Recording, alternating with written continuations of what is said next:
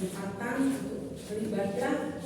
Ini semua karena kemurahan Tuhan, pemeliharaan Tuhan, kita semuanya sehat, masih bergairah untuk beribadah. Itu semua karena kemurahan Tuhan, saudaraku. Biarlah di zaman akhir ini, ya, Tuhan inginkan supaya kita persiapkan hidup kita, ya.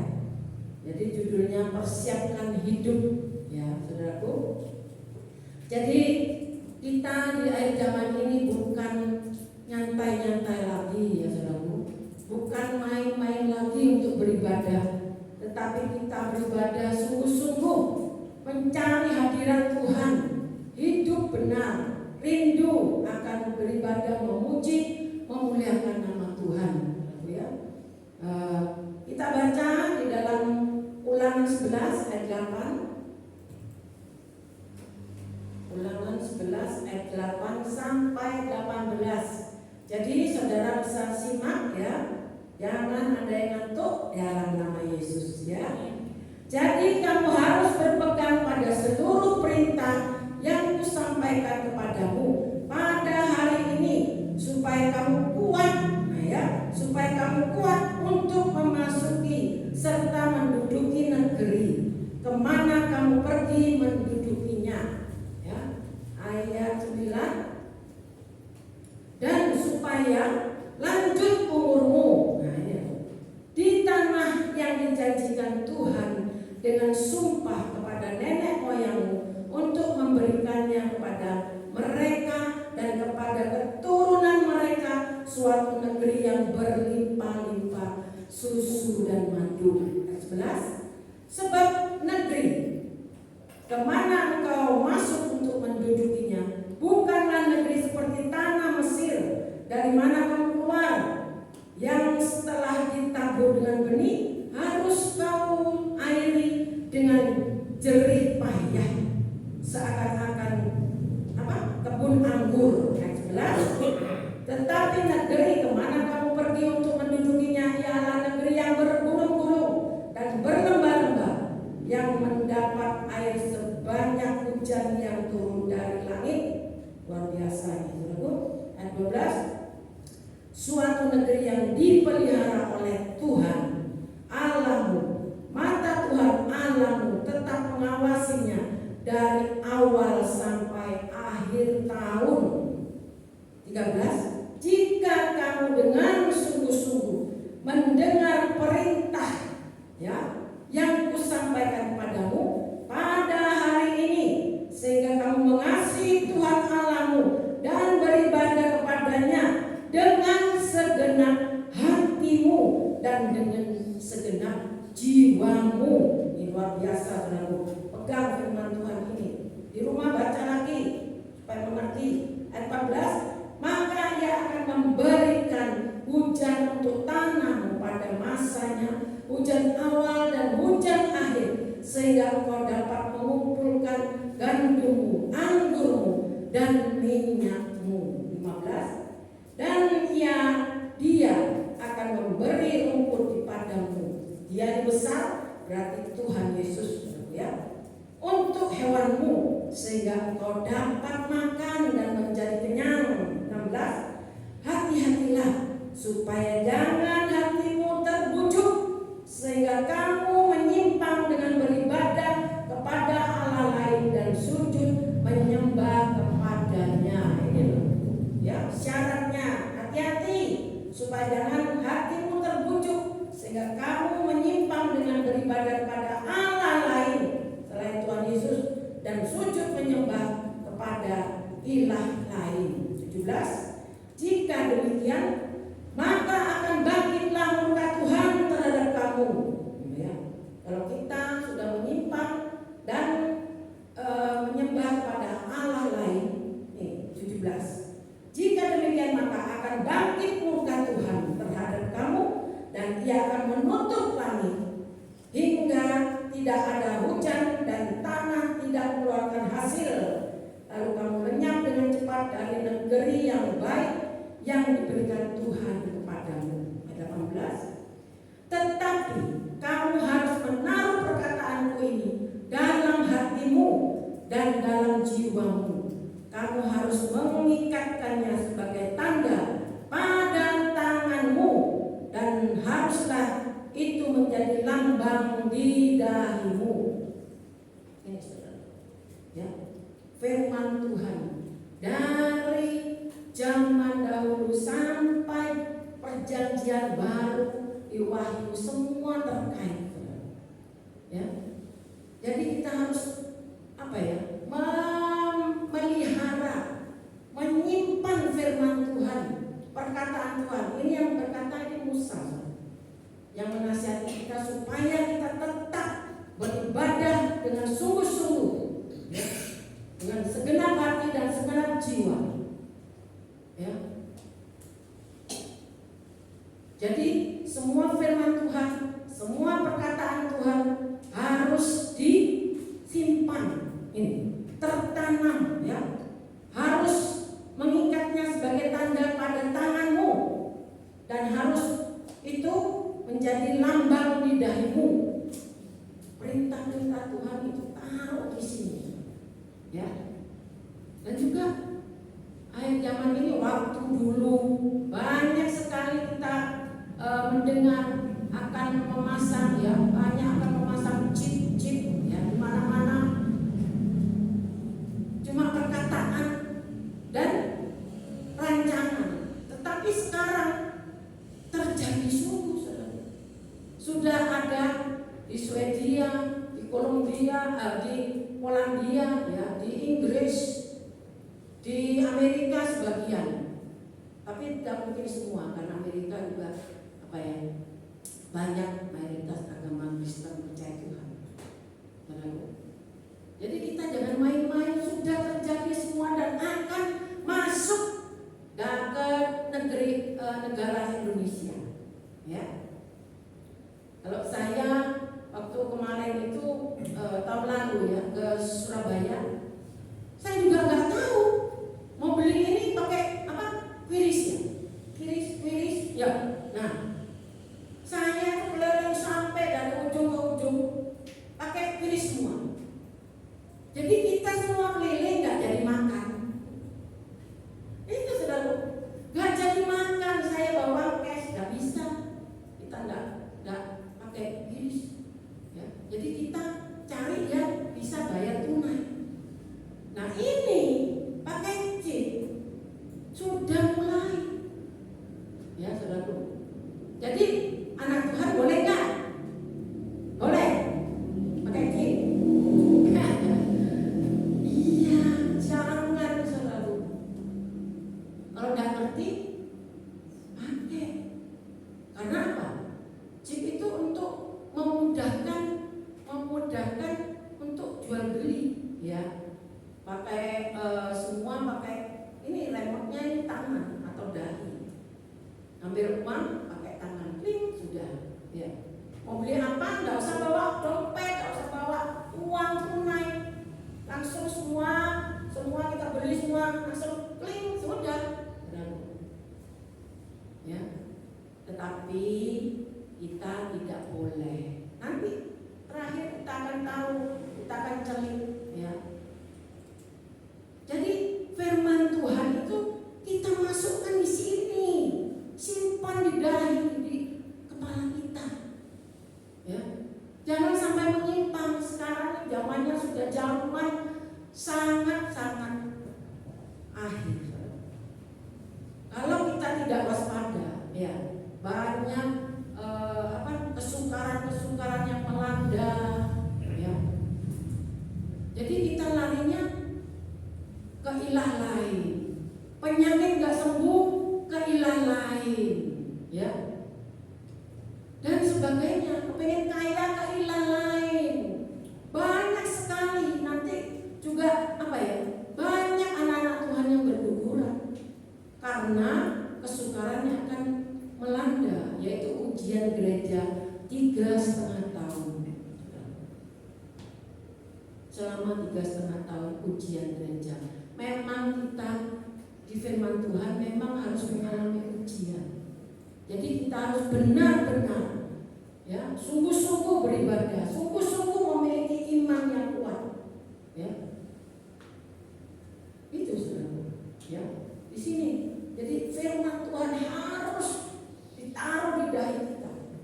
Jangan sampai melenceng sedikit pun. Tidak akan mengalami negeri yang dijanjikan oleh Tuhan. Ya, yang limpah susu dan madu, ya, yang tidak usah nyirang, tidak usah bekerja, sudah kita menikmati dengan luar biasa. Ini janji Tuhan. Negeri yang Tuhan janjikan. Ya saudara. Jadi jangan sampai kita sampai melenceng.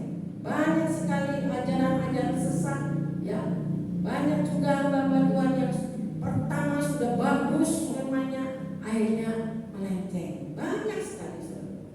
Jadi kita bersyukur masih di desa bisa nanam sayur, ya, bisa apapun, ya. Kemarin 2 hari makan muncul terus dikasih, ya, berkat Tuhan. Kalau di kota kita beli, ya. Kalau di desa banyak berkat sayuran, ya. Udang dari kota ke desa dapat berkat. Kalau enggak Tuhan kirim, ya, luar biasa. Jadi jangan sampai kita meskipun di desa, ya, gerejanya biasa, tapi kita harus semangat, tetap semangat beribadah pada Tuhan. Ya. Kemarin seminggu lalu dapat WA dari teman Jakarta, ya, bahwa gereja yang besar sudah mulai gini saudara, ya. Dananya 5 miliar belum terpenuhi karena dia nyewa, ya, nyewa terus besar, terkenal. Sampai pendetanya kembarannya bilang apa? Ya, ya, apa persembahannya cuma kecil-kecil, 2.000 masih ada di sini loh, padahal di Surabaya. Saya bilang, oh ya Tuhan, sampai begitu, ya. Kan berarti kan bagaimana, ya kan? Jangan sampai kita keenaan di kota, beribadah, nah itu, ya, banyak tantangan, banyak masalah, gak taunya nyewanya, uangnya sudah berlanjut membengkak 5M. Nanti minggu ini kalau tidak terbayarkan akan dimatikan lampunya. Itu saudara. Jadi kita bersyukur masih memiliki gereja yang luar biasa ini saudara. Bersyukur ya, kita bisa beribadah dengan bebas, ya, dengan lepas, tidak ada hutang, tidak ada apapun. Kita sungguh-sungguh, ya, menyembah, beribadah pada Tuhan. Saya juga sama Bapak Gembala, saya kalau meskipun, ya, jemaat tidak membawa persembahan, kalau memang tidak punya, tidak usah bawa. Kalau memang tidak punya, daripada aku tidak beribadah, tidak punya persembahan, pergi, datang, berkat Tuhan yang mengalir. Itu saudara. Bapak Gembala bilang, kalau meskipun tidak ada persembahan, tidak usah, tidak pergi. Yang mana kolektor, ya gini aja sudah lewat. Gak apa-apa kalau memang tidak ada. Tapi Tuhan berjanji, ya, kalau kita beribadah dengan sungguh-sungguh, Tuhan tidak akan merem, Tuhan tidak tidur. Kalau kita sungguh-sungguh beribadah pada Tuhan, Tuhan pasti memberkati kita. Ini sungguh, ya, supaya kita sungguh-sungguh beribadah pada Tuhan, ya, supaya Tuhan itu berkenan, menyenangkan hati Tuhan. Tuhan berkenan pada kita, kita pelihara. Sungguh Tuhan itu tidak, janji-janjinya tidak gombal. Kalau manusia bisa gombal, tapi Tuhan janjinya iya dan amin. Ya. Tuhan mengatakan di dalam Matius 4 ayat 4, ya, manusia hidup bukan dari roti saja, tetapi dari setiap firman yang keluar dari mulut, yaitu firman Tuhan. Ya, Matius 4 ayat 4. Kita harus tahu. Jadi bukan cuma kita nggak makan, ya, tapi ini sungguh-sungguh benar saudara. Meskipun mungkin kelaparan terjadi,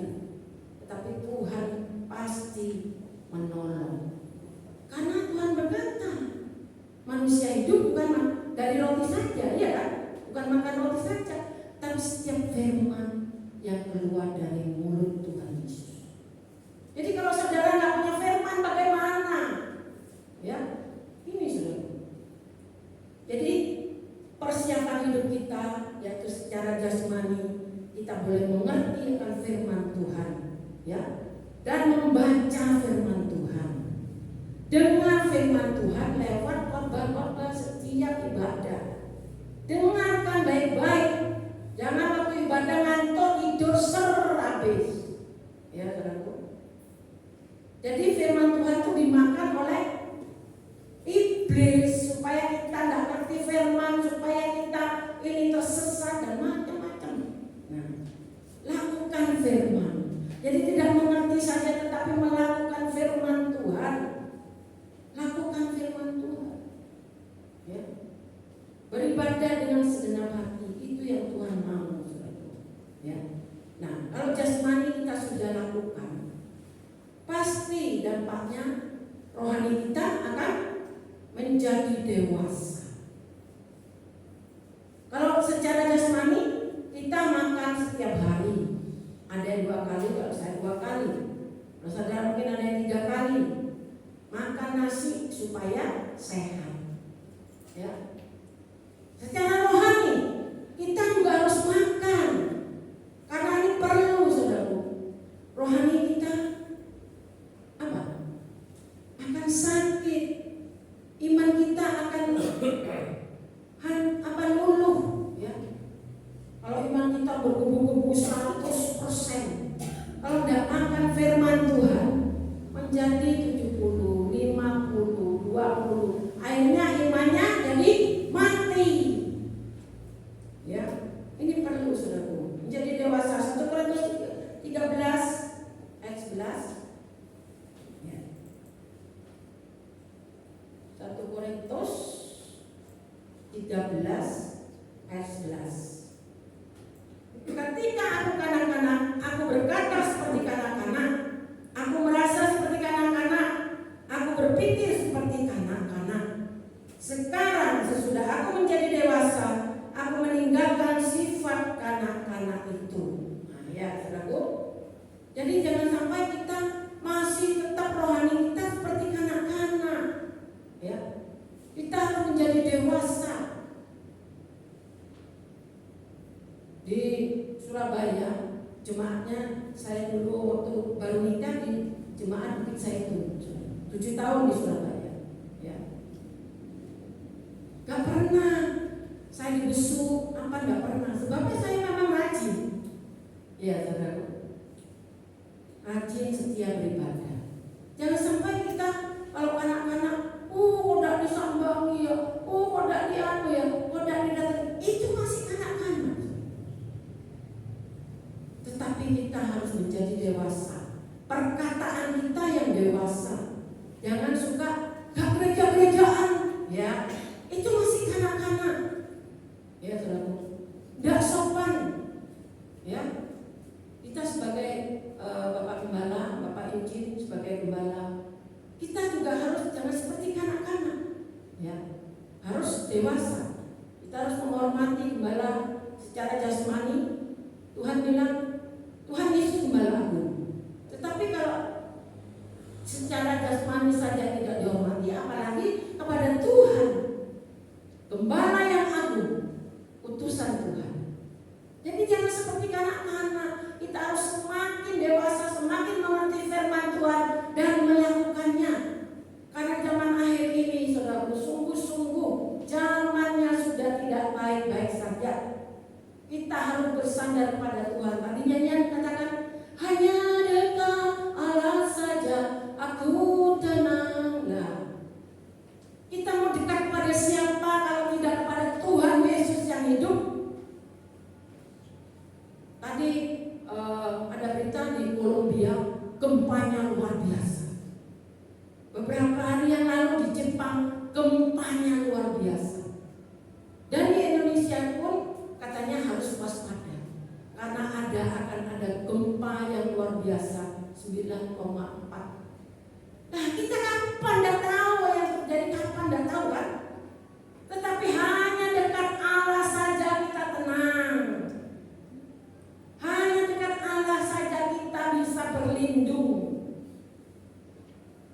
sudah dunia sudah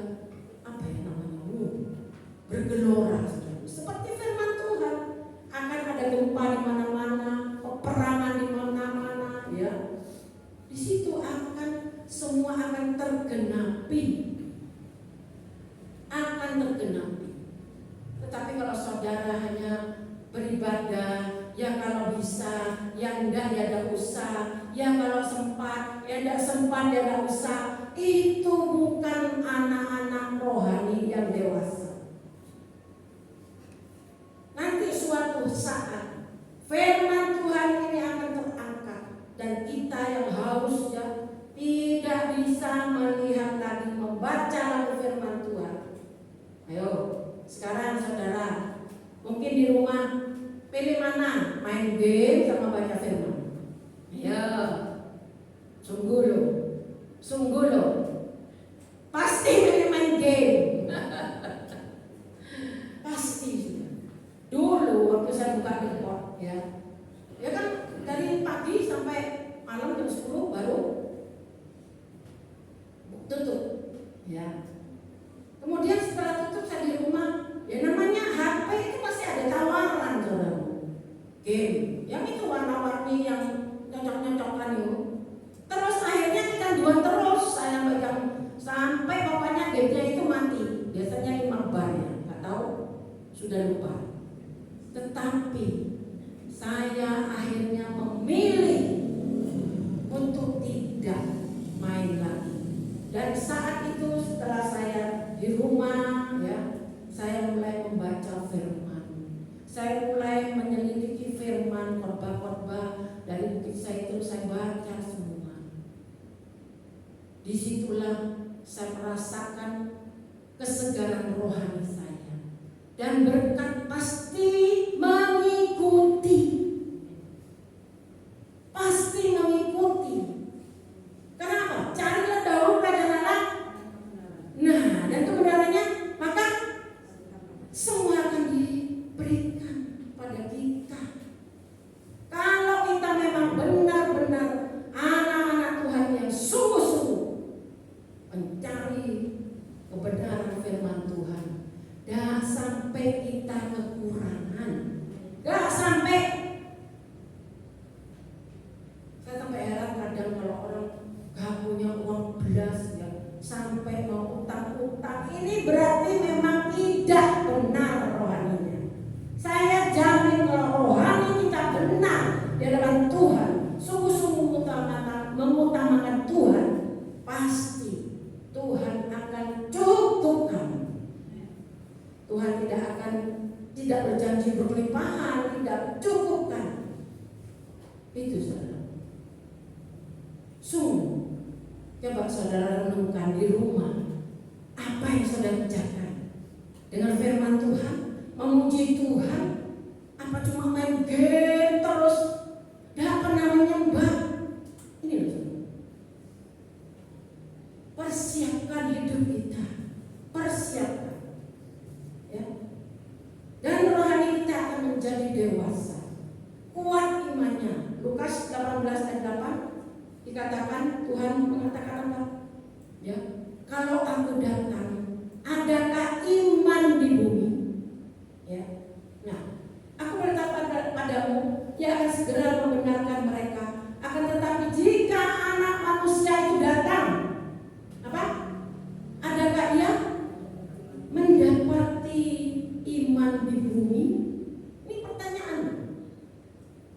Tuhan, jika Tuhan datang, apakah kita masih memiliki iman kepada Tuhan 100%? Itu. Sekarang kita memang mengalami banyak masalah, persoalan, sakit, penyakit, yang tokonya sepi, dan lain sebagainya. Itu memang terjadi di akhir zaman ini dan seizin Tuhan. Tetapi apakah kita terus tidak ada iman?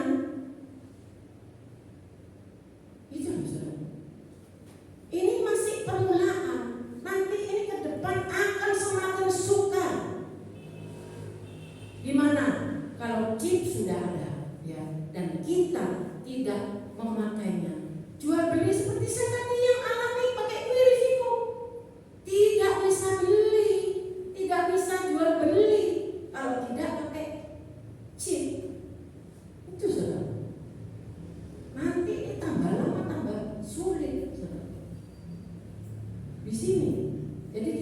benar-benar menjadi dewasa rohani. Jangan bermalas-malasan beribadah. Harus haus akan Tuhan, semakin melekat dengan Tuhan. Yohanes 14 ayat 20 sampai 21. Ya. Yohanes 14 ayat 20 sampai 21.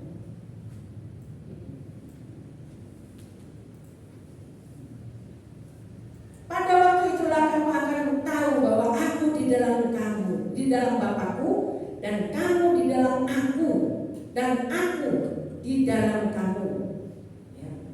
Saya bacakan lagi ayat 20. Pada waktu itulah kamu, kita akan tahu bahwa Tuhan Yesus di dalam Bapa di surga, dan kita di dalam Tuhan Yesus, dan Tuhan Yesus di dalam kita.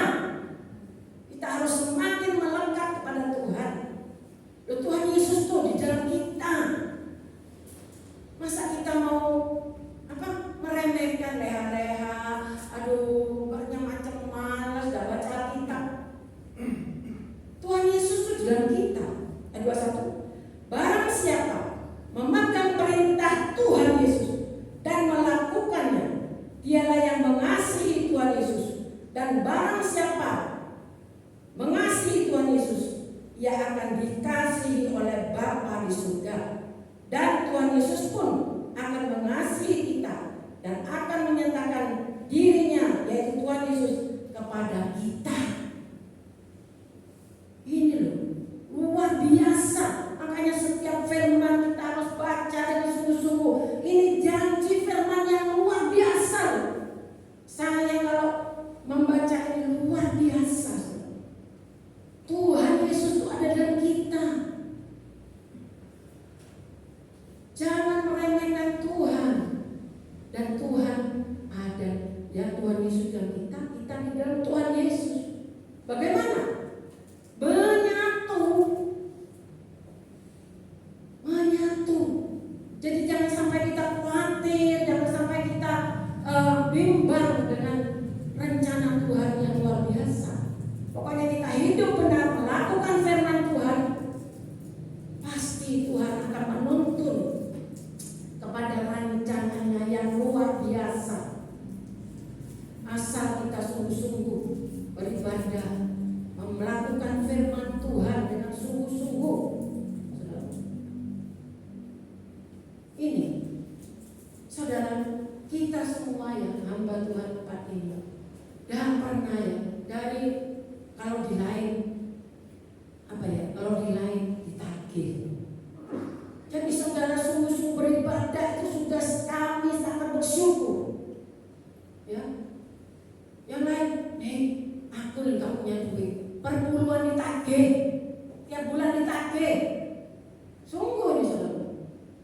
Jadi jangan sampai saudara berkata, saya bukan jemaat di sini, saya tidak perpuluhan di sini. Oh itu diketawain oleh Tuhan. Itu anak yang kurang ajar bicara begitu. Sungguh saudara. Kalau saudara memang benar-benar tidak ada ya, memang benar-benar masih tidak bekerja, gak apa-apa. Semua itu hak pribadi. Hak pribadi saudara dengan Tuhan. Kalau ada yang silakan. Ya, ini saudaraku benar-benar terjadi. Kakak saya di Malang, ya, setiap kerja, setiap bulan, ya, perpuluhan. Dia bilang ke saya, perpuluhan setiap bulan itu kadang 10%, kadang 20%. Tetapi di saat dia sudah nol dan jatuh dan jurang, apa maunya gerejanya? Ya kuatkan saja. Bilang itu padahal gereja besar. Kuatkan saja. Berdoa kuatkan saja. Hanya begitu. Setiap gak ada besuk, gak ada membangkitkan iman, perkataan. Kalau di sini saya bersyukur, saya kadang ingat ya, mama saya sakit dibawain kue, ya. Kadang kita besuknya bawa kue, padahal cuma sekedar.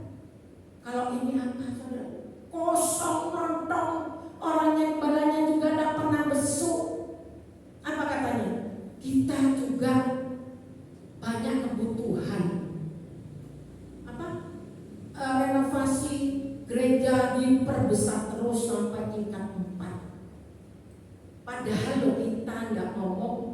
kepingin dibantu keuangan. Ini kemarin saya baru tahu dan saya berkata, waduh, ya urusannya dengan Tuhan saja. Makanya kalau saudara sebut gembalanya pasti kaget, tapi saya tidak akan sebut. Kalau datang, makanya saya tidak pernah, saudaraku, foto-foto sama bawa Tuhan. Ada tamu datang, foto cekrek, api taruh di IG. Gak usah, itu manusia biasa. Padahal nggak tahu toh, belakangnya nggak tahu bagaimana. Gak usah bangga-bangga foto dengan hamba Tuhan. Kami pun sebagai hamba Tuhan yang sama. Jangan sampai memutuskan hamba Tuhan. Jangan. Nanti kecewa. Itulah.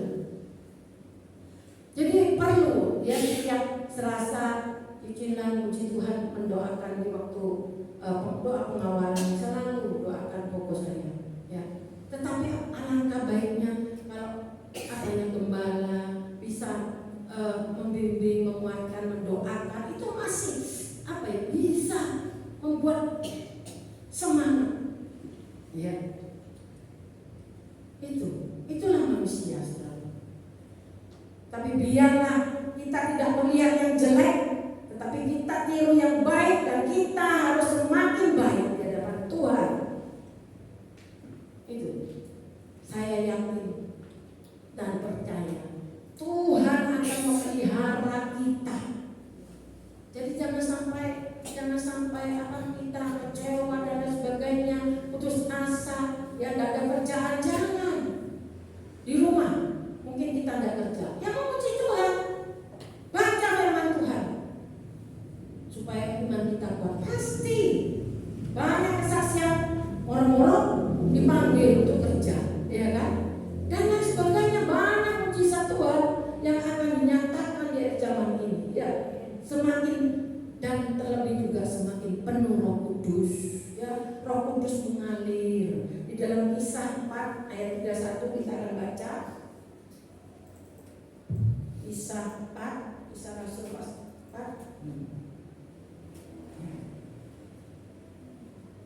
ayat 31. Dan ketika mereka sedang berdoa, ini kalau berdoa pasti Tuhan akan curahkan. Goyanglah tempat mereka berkumpul itu, dan mereka semua penuh dengan Roh Kudus. Lalu mereka memberitakan firman Allah dengan berani.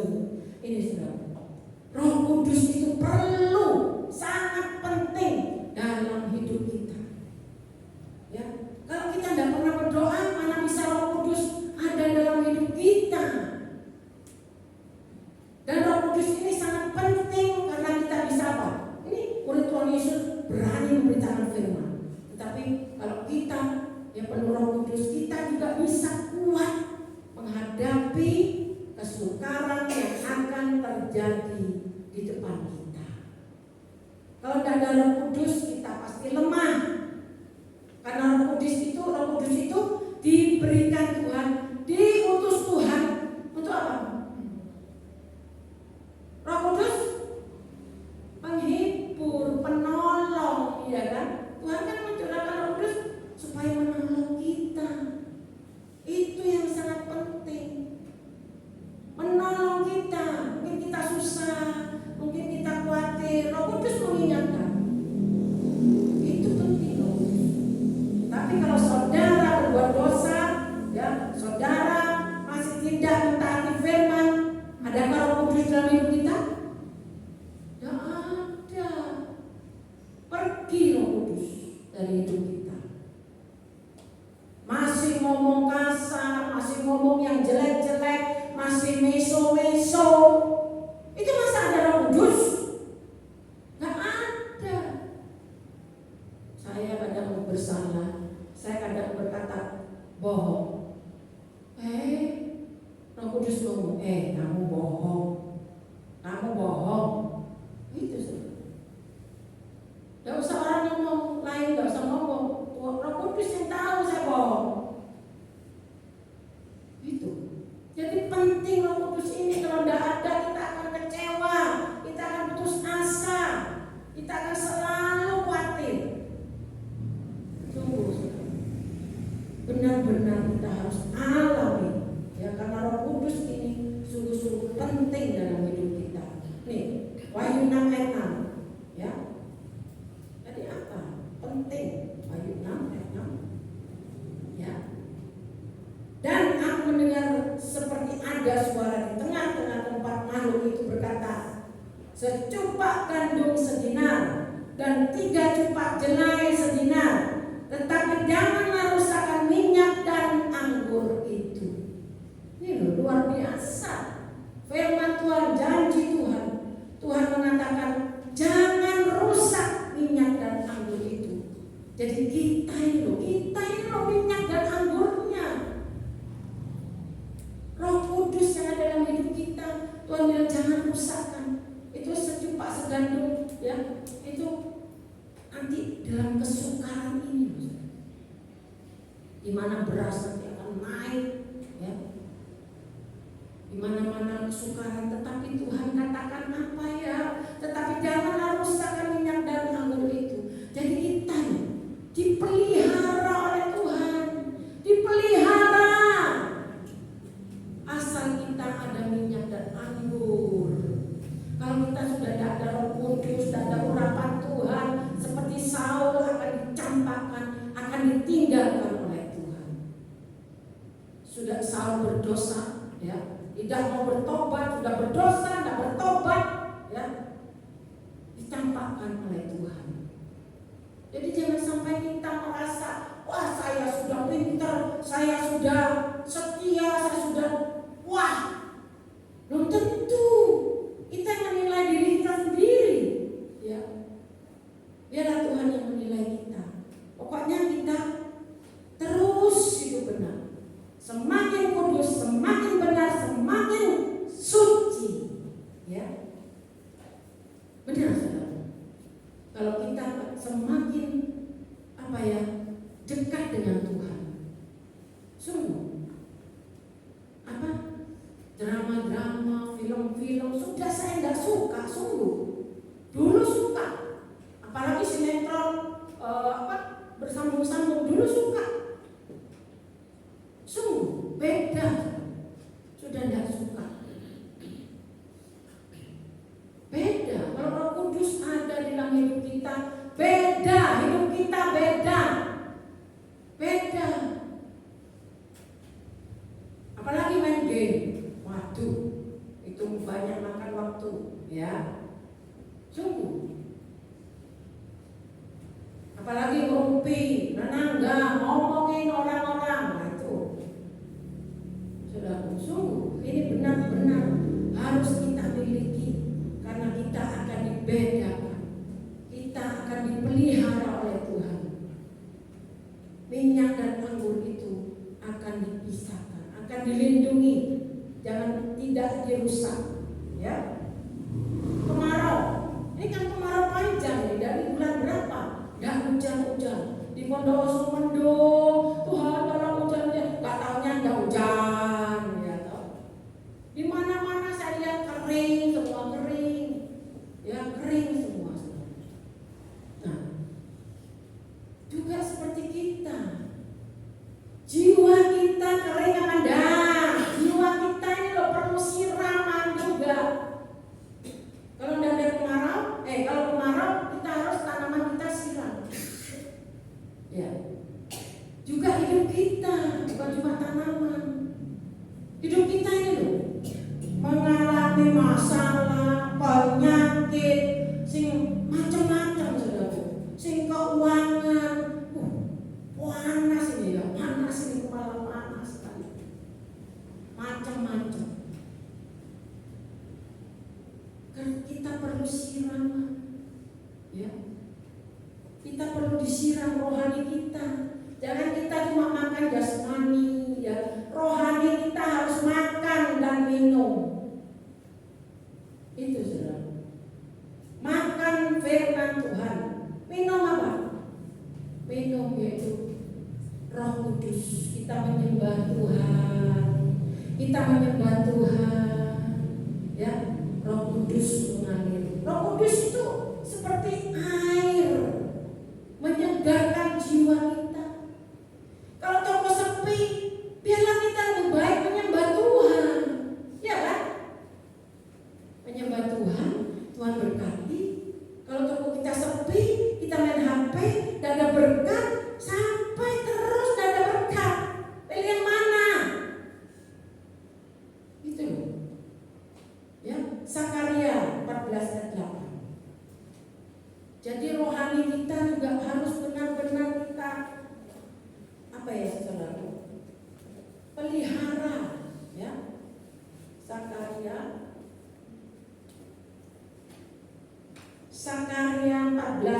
8. Pada waktu itu akan mengalir air kehidupan dari Yerusalem, setengah mengalir ke laut timur dan setengah lagi mengalir ke laut barat.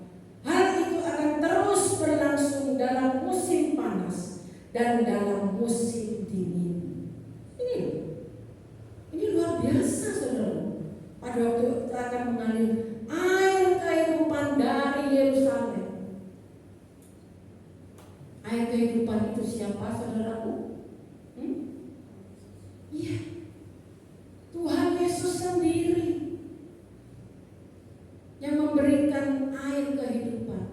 Air penting, saudara. Kalau saudara tidak ada air, bagaimana? Aduh, sumpah, ya. Mau mandi tidak bisa, mau minum tidak bisa, haus, ya. Ini semua, ada suatu negara ya, tidak ada hujan deras, air sulit, ya.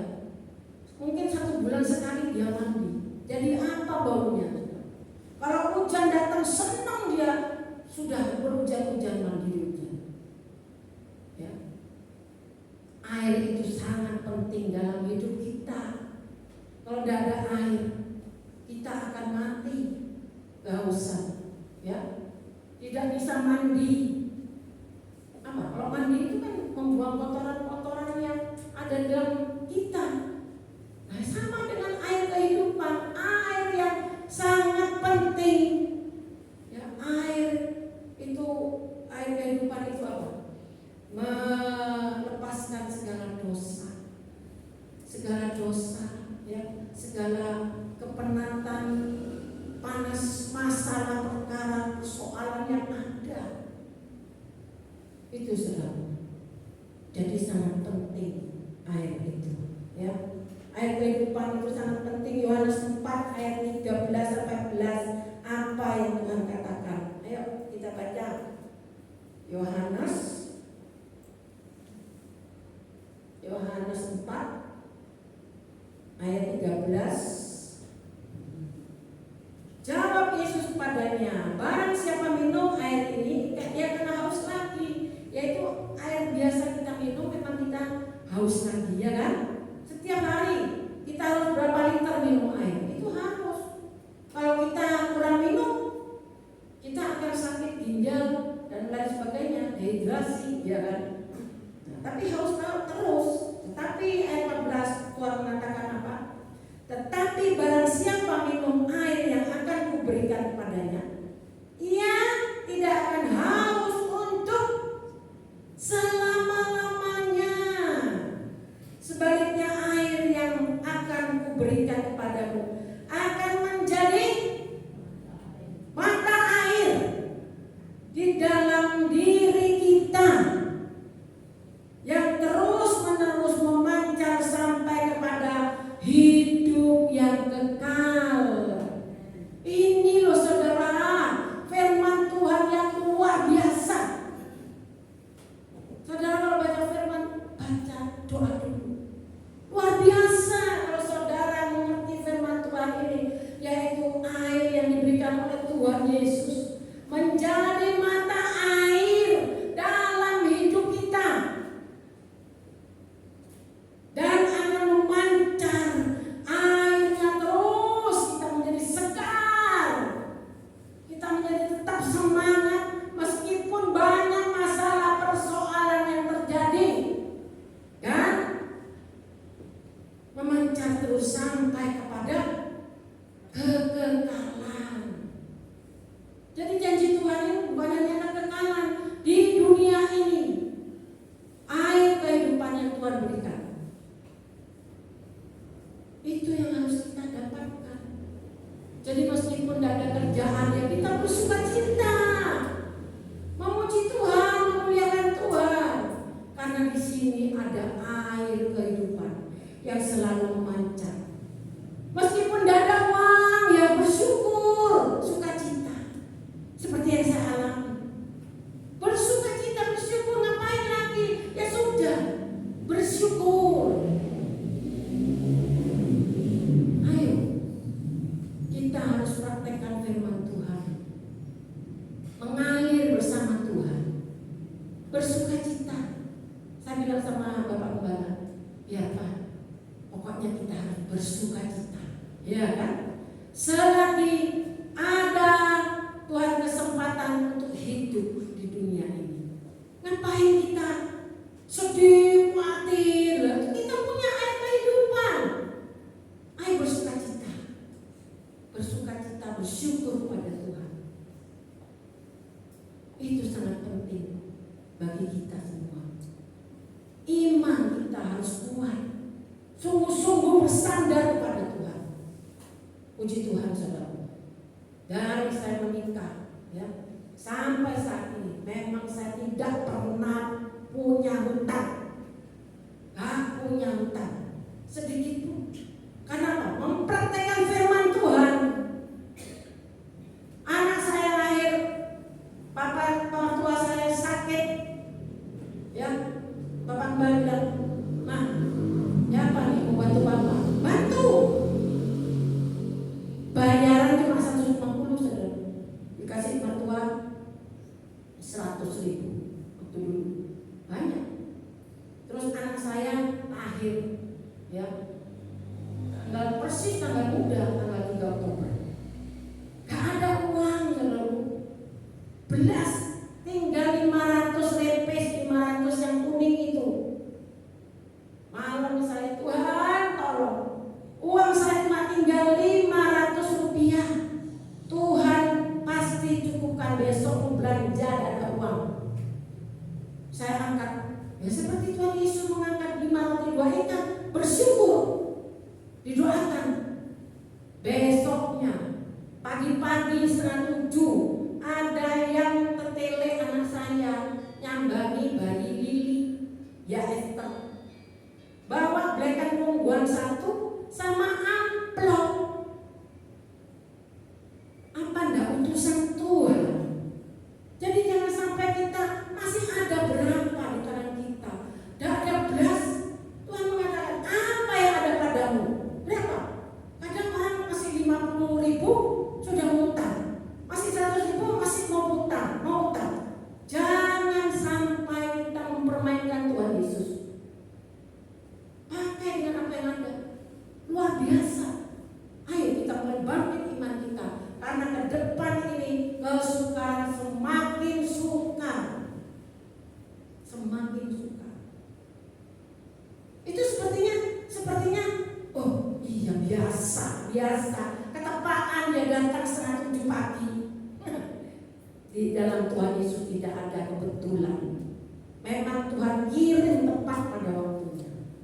Sungguh luar biasa. Dan itu pun tanggal 3 Oktober, masih tanggal muda. Loh, terus itu berkatnya banyak, saudaraku, ya. Masih terus berjalan, tidak utang-utang. Itulah kedahsyatan Tuhan. Mari kita alami Tuhan. Jangan cuma kita anak Tuhan, katanya kita Kristen, tetapi kita harus alami Tuhan Yesus. Sungguh-sungguh harus kita alami. Kalau kita memikirkan yang lalu-lalu, uang banyak habis, ludes seketika, tetapi kita lihat ke depan, Tuhan Yesus dahsyat. Sungguh, saya juga percaya luar biasa. Saya maunya pasang itu banner di rumah saya, ya, untuk rumah dijual.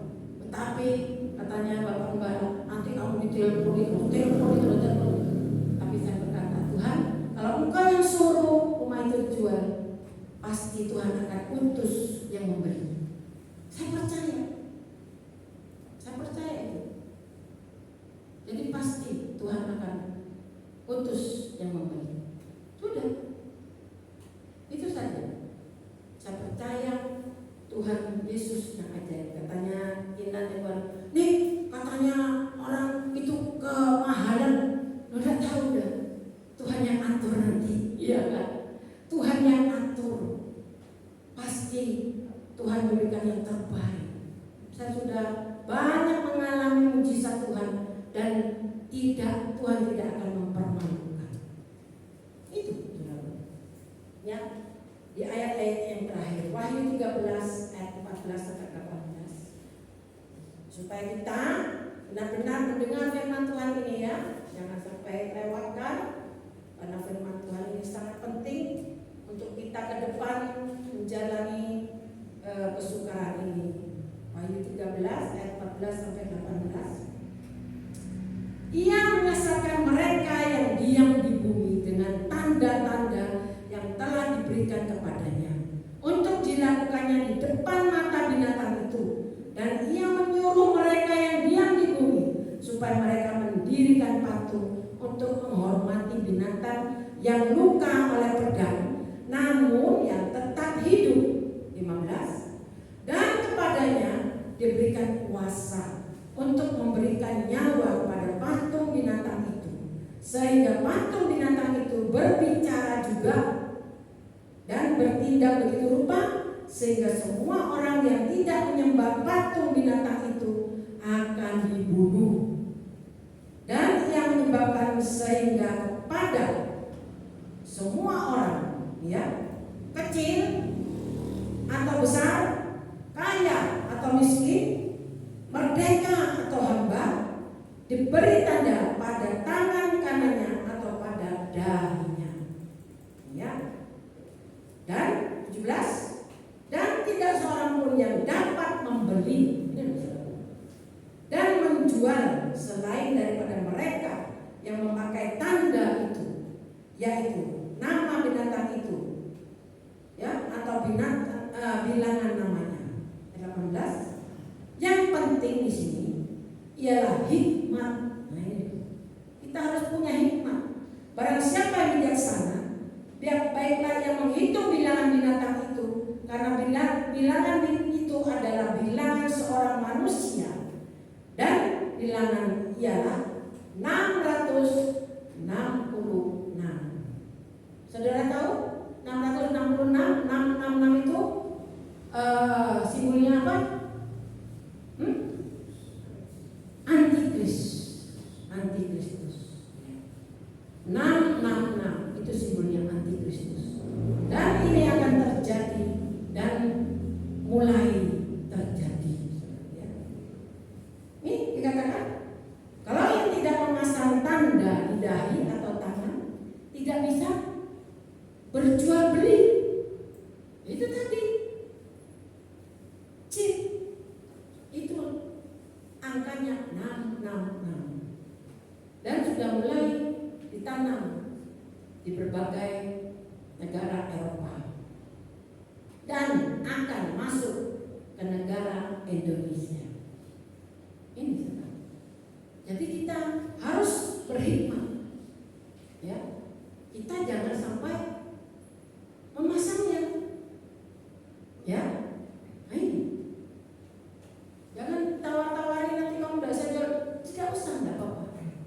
Tuhan punya rencana yang luar biasa untuk kita semuanya, ya, saudara. Dan ini ayat yang berikutnya, ya, Wahyu 20. Jadi saudara di sini, ya, besar kecil, tua muda, kaya miskin, merdeka hamba, semua harus memakai tanda di tangan atau di dahinya.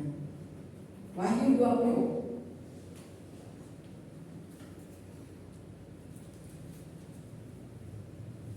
Wahyu 20 ayat 4 sampai 6. Lalu aku melihat tahta-tahta dan orang-orang yang duduk di atasnya. Kepada mereka diserahkan kuasa untuk menghakimi. Aku juga melihat jiwa-jiwa mereka yang telah dipenggal kepalanya.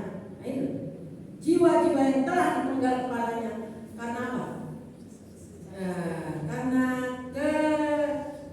kesaksian tentang Yesus dan karena firman Allah yang tidak menyembah binatang itu. Ini dan patungnya, dan yang tidak juga menerima tanda pada dahinya dan tangan mereka, dan mereka hidup kembali dan memerintah sebagai raja bersama-sama dengan Kristus untuk masa 1000 tahun. Ya, ayat 5 sampai 6, ya. Tetapi orang-orang mati yang lain tidak bangkit sebelum berakhir masa 1000 tahun itu. Inilah kebangkitan pertama. Ayat 6.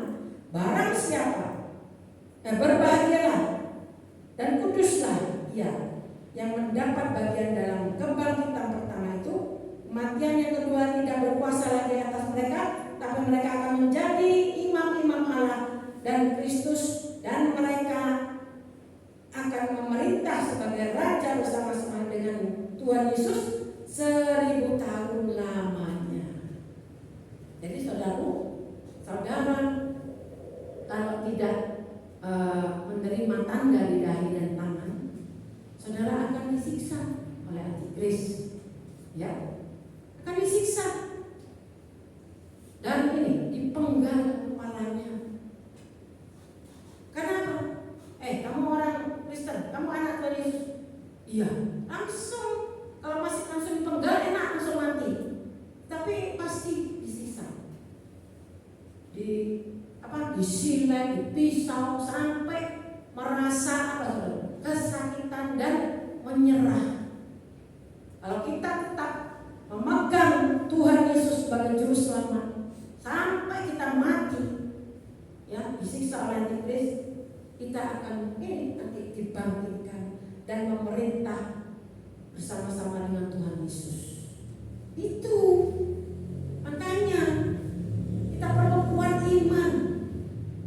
Dan cuma percaya Yesus ya, tetapi iman kita ini benar-benar sudah kuat apa tidak? Ini makanya persiapkan hidup kita, saudara. Ya, ini jiwa-jiwa mereka. Aku juga melihat jiwa-jiwa mereka yang telah dipenggal kepalanya, ya, karena kesaksian tentang Yesus.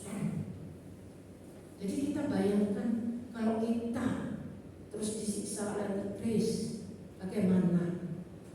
Ya, seperti di Nigeria, ya, sudah banyak melihat, waduh, kasihan, saudara, kasihan. Semua anak-anak Tuhan dikubur hidup-hidup.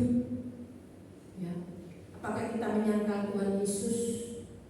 Kalau kita menyangkal, kita tidak diapa-apain oleh antikris, tapi akan binasa kekal.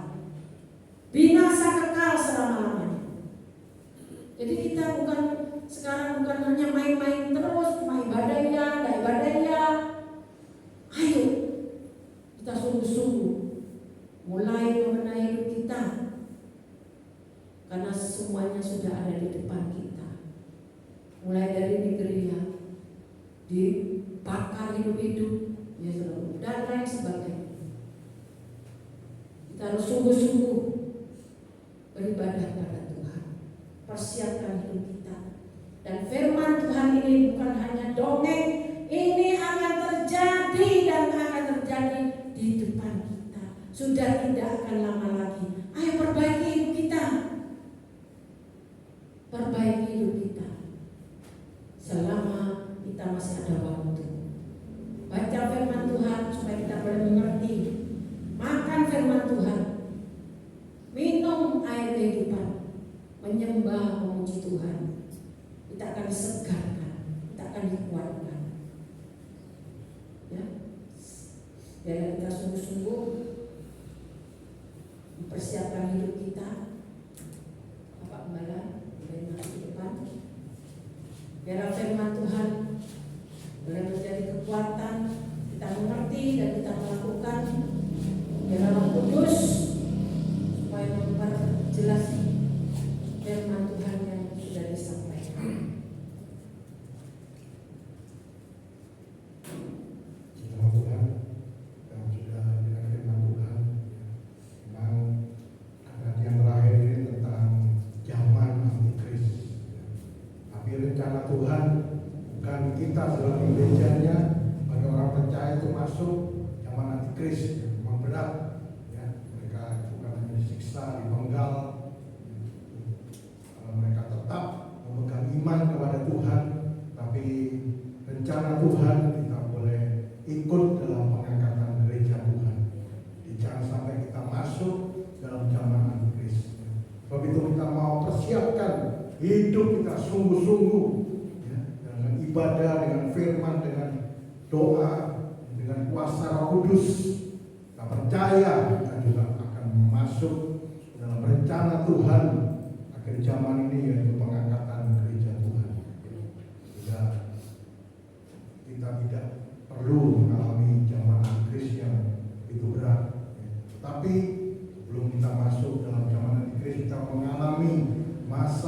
ujian bagi gereja Tuhan selama 3,5 tahun.